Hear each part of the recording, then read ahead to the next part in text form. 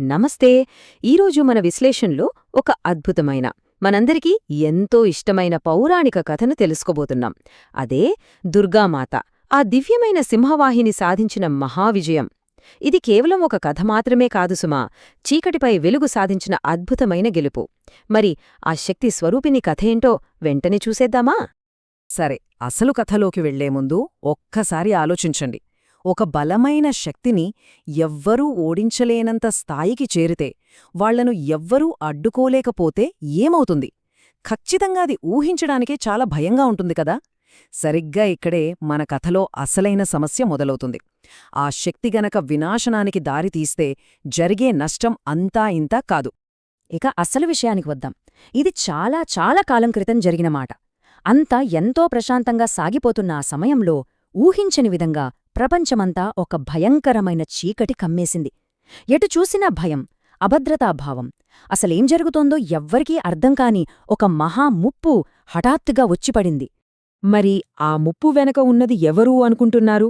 వాడే అత్యంత బలమైన రాక్షసుడు, మహిషాసురుడు. వాడికి ఒక ప్రత్యేకమైన వరముండేది. ఆ వరం వల్ల వాడిని ఓడించడం ఎవరితరం కాలేదు. ఇంకేముంది, ఆ బలంతో వాడు సృష్టించిన విధ్వంసానికి దేవతలు, ప్రజలు అందరూ గజగజ వణిగిపోయారు. వాడు ఎక్కడికి వెళితే అక్కడ నాశనమే. మరి ఇంతటి విపత్తు నుంచి ప్రపంచాన్ని ఎలా రక్షించాలి? దానికి ఒక అద్భుతమైన దైవిక పరిష్కారం అవసరమైంది. దేవతలందరూ విడివిడిగా వాణ్ణి ఏమీ చేయలేక తమ శక్తులన్నీ ఏకం చేయాలని నిర్ణయించుకున్నారు. ముందుగా అందరూ ఒకచోట చేరి తీవ్రంగా ప్రార్థించారు. ఆ తర్వాత ఆ ఉమ్మడి శక్తుల కలయికతో ఒక గొప్ప అద్భుతం జరిగింది. అదే అత్యంత శక్తివంతమైన దుర్గామాత సృష్టి. ఎంతటి కష్టాన్నైనా సమిష్టి కృషితో ఎదుర్కోవచ్చని ఇది చెబుతోంది కదా. ఇప్పుడు ఇక్కడ మనం గమనించాల్సిన ఆసక్తికరమైన విషయం ఆ తల్లి అద్భుత రూపం. దుర్గామాత కళ్ళు ఎంత తేజస్సుతో ప్రకాశిస్తున్నాయో చూడండి. ఆమెకు అనేక చేతులున్నాయి. పైగా దేవతలందరూ తమ శక్తులన్నింటినీ ఆయుధాల రూపంలో ఆమెకు అందించారు. వాటన్నిటినీ పట్టుకొని ఒక అత్యంత బలమైన సింహం మీద ఆ తల్లి ఆశీనురాలైంది. ఇది కేవలం ఒక రూపం కాదు, రాక్షసుల గుండెల్లో వణుకు పుట్టించే ఒక దివ్యమైన అస్త్రం అనుకోవచ్చు. ఇక యుద్ధానికి సమయం ఆసన్నమైంది. ఇక్కడ మనం రెండు పూర్తిగా భిన్నమైన మనస్తత్వాలను స్పష్టంగా చూడొచ్చు.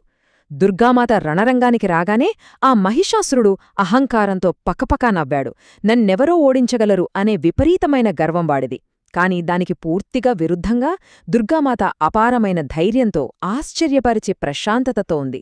ఒకవైపు ఎగిరెగిరి పడుతున్న అహంకారం, మరోవైపు ప్రశాంతంగా ఉన్న మహాశక్తి. ఈ రెండింటి మధ్య పోరు ఎంత ఉత్కంఠగా ఉంటుందో కదా. ఆ తరువాత ఏం జరిగిందో తెలుసా?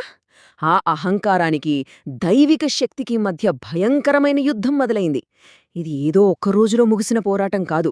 చాలా రోజులపాటు ఏకధాటిగా ఒక మహాసంగ్రామం జరిగింది.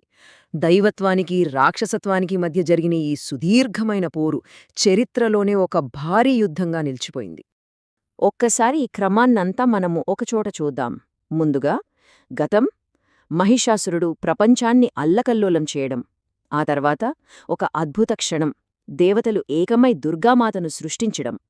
ఆ వెంటనే అనేక రోజులపాటు సాగిన ఆ మహాయుద్ధం. చివరగా నేడు ఆ విజయాన్ని స్మరించుకుంటూ మనం ఆనందంగా జరుపుకునే నవరాత్రి వేడుకలు. ఒక పెద్ద ముప్పు నుంచి ఆనందకరమైన ఉత్సవం వరకు సాగిన అద్భుతమైన ప్రయాణమిది.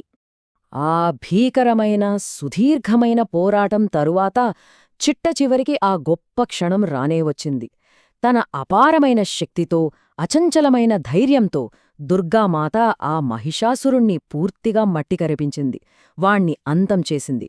ఆ క్షణంతోనే ప్రపంచం అంతటికీ పట్టిన పీడ శాశ్వతంగా వదిలిపోయింది. మళ్ళీ ఎక్కడ చూసినా ప్రశాంతత, భద్రత. చెడును అంతం చేసే శక్తిగా దుర్గామాత లోకరక్షకురాలిగా నిలిచింది. మరి ఆ రాక్షసుడి అంతం తరువాత వాతావరణం ఎలా ఉందో ఊహించండి.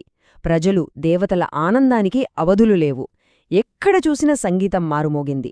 సంబరాలు అంబరాన్ని అంటాయి. ప్రపంచాన్ని కాపాడిన ఆ తల్లికి అందరూ కలిసి హృదయపూర్వక ప్రార్థనలు చేశారు. చీకటిపై వెలుగు సాధించిన ఈ గొప్ప విజయం అందరి ముఖాల్లోనూ ఒక అంతులేని సంతోషాన్ని తీసుకొచ్చింది. నిజానికే ఆ పౌరాణిక సంఘటనలు కేవలం గతానికే పరిమితం కాలేదు. అవే మన సంస్కృతిలో భాగమైపోయాయి. దుర్గామాత సాధించిన ఆ మహావిజయాన్ని ఆరాధించడానికి ఈరోజు మనం ఎంతో భక్తి శ్రద్ధలతో జరుపుకునే పండుగే ఈ నవరాత్రి. ఆనాటి సుదీర్ఘ పోరాటానికి నేటి మన సంబరాలకు మధ్య ఉన్న అసలైన వారధి ఇదే. ఈ వేడుకల ద్వారా ఆ తల్లి శౌర్యాన్ని మనం ఎప్పటికీ గుర్తుచేసుకుంటూనే ఉంటాం. సో ఇక్కడ మనం గుర్తుంచుకోవాల్సిన అతి ముఖ్యమైన విషయమేంటంటే, దుర్గామాత కేవలం కథల్లోని పాత్ర కాదు. ఆమె అచంచలమైన ధైర్యానికి, స్వచ్ఛమైన మంచితనానికి, ఇంకా సకల లోకాల రక్షణకు ఒక గొప్ప ప్రతీక. ఈ లక్షణాలే ఆమెను పూజించే ప్రతి ఒక్కరికీ ఇన్నూ ఎంతో స్ఫూర్తినిస్తున్నాయి. కష్టకాలంలో మనకు కావలసిన బలాన్ని, ఆశను ఇచ్చేవి ఈ దైవిక లక్షణాలే. దీనితో మనం ఈ విశ్లేషణ చివరికి వచ్చేశాం. అయితే వెళ్లే ముందు మనమంతా ఆలోచించాల్సిన ఒక ఆసక్తికరమైన ప్రశ్న ఇక్కడ ఉంది. ఆనాటి ఆ దైవికమైన ధైర్యం, మంచితనం నేటి ప్రపంచంలో మనం ఎదుర్కొంటున్న ఆధునిక భయాలను ఎక్కడ, ఎలా జయించగలవు? ఆ పురాతన రక్షణ కవచం నేటి మన సవాళ్లకు కూడా ఏ విధంగా అన్వయించబడుతుందో మనం ఖచ్చితంగా లోతుగా ఆలోచించాల్సిందే. మరి ఈ అద్భుతమైన కథ తెలుసుకున్నందుకు ధన్యవాదాలు. నమస్కారం.